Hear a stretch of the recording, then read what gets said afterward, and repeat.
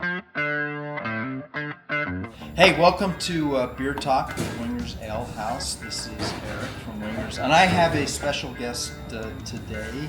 We have Jimmy Brown. Jimmy is from Squatters Wasatch Brewing.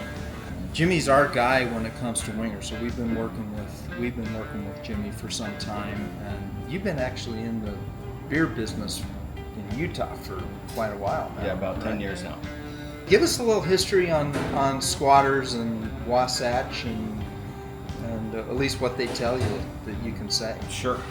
Squatters started in 1989. Wasatch started in 1986. About when you were born, right? Give or take. Yeah. I'm a few years older than that, but not too much. So Wasatch was essentially the first craft beer in Utah post-Prohibition. And shortly thereafter, Squatters opened in 1989. Wasatch obviously opened in Park City. Squatters in Salt Lake. A few years after that, in 2002, they opened, or they joined forces and became Utah Brewers Co-op. So that's the UBC that you've heard of and that you know now. Yeah. We've gone through a few things, right? We've been purchased by a few companies. We're now part of Monster. They purchased us a few years ago. Our company's called Monster Brewing Company now, but still the same commitment to the beers and the local beers. These are still made a mile and a half down the road, so don't be scared to think that we're not local. And I will attest that I still think that Squatters Wasatch makes some of the best beers in the country, craft beers, and great people to work with too, actually. So they've been great supporters of us at Wingers Ale House. We love carrying their product. I'm going to talk about first off, one of our favorites that is a big seller, and I think it's a big seller for you, is your Juicy IPA, which we have right here in can. We also have it up there on draft too. But what can you? So this is a 5%. I guess we Yes. considered a session IPA, right? It would be considered that, yes. So Utah is Utah, right? You don't have all of your locations are obviously not in Utah, but we True. have kind of some funny rules and We laws have here. Yeah, which we're in a bunch of at this states, point. but our headquarters are in Salt Lake, so we do have some unique beer laws when it comes to Utah. Yeah. Right. So anything sold on draft cannot be over 5% alcohol in Utah. It's a little funny, but I think it's okay. You know, Yeah.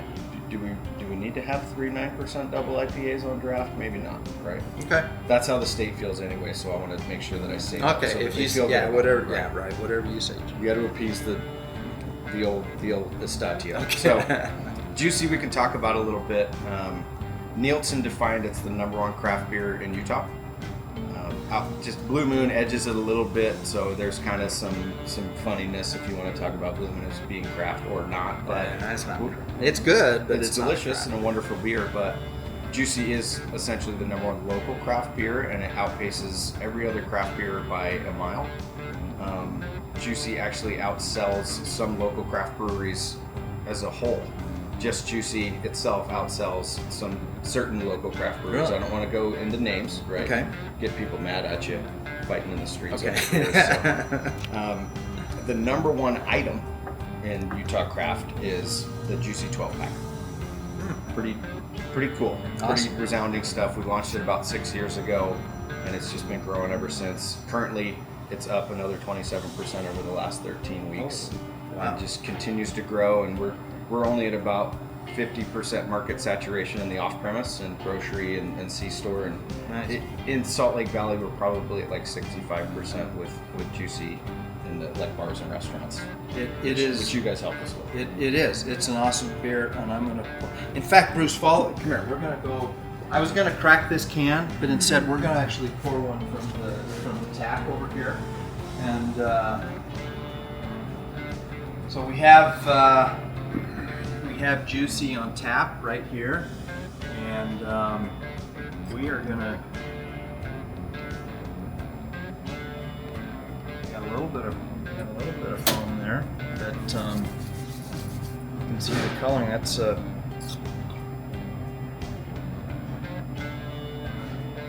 So Jimmy, is there a particular style? Oh, is that gonna? Ooh, look at this. Beautiful. Look at that. Isn't that nice?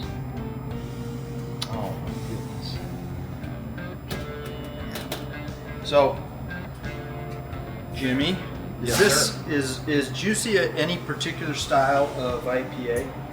It's funny. We got really creative when we came up with the name for Juicy. Juicy is a juicy style IPA. What does that mean? So you could call it a New England style. You can call it a juicy style. So it's like Scotch and whiskey, right? Okay. All Scotch is whiskey, but is all whiskey Scotch? No. All New England style beers are New England style beers, but are they all juicy? No. So you can give it a distinction, and it's more in the flavor profile, which makes it a juicy. Bruce, it's drinking time. You can have one, Bruce. I just poured one, but I'll allow it. if you want. So That is damn good. That is just damn good. it's a beautiful beer, right? You get a lot of fruit notes. It's a beautiful And it's thing. and it's It is a lighter than a beautiful lot thing. of. It's lighter than most IPAs. Yes, and the mouthfeel is very light and very medium-bodied. You can drink 3 or 4 of those, or more if you're at your house, right? Not driving anywhere. Okay, so let's get into the heavier stuff.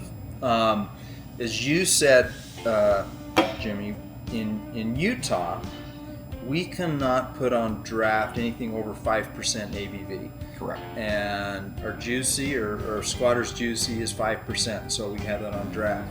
We also carry probably your other most popular IPA, I guess. I'm not. You tell me. But it is your High Point IPA. It's a 9%, and it is a double IPA, hop rising. And but we have to carry this in cans, simply because, again, it's over 5%. We can carry it, but we carry it in cans, so it's not on tap. But what can you tell us about your hop rising? It's been around for a while now. Forever. It originally came out in 20-ounce bottles, and obviously 20-ounce bottle. 20-ounce bottles. Yes, that was That's a heavy hitter back that's in the nice. day. Yeah, you're feeling good after that. Exactly. Transitioned to 12-ounce bottles a few years after that, and then moved into cans, where we only do cans at our facilities now. So Okay. there are no bottles that we create. Hop Rising is actually the #1 craft beer in the state stores. Okay.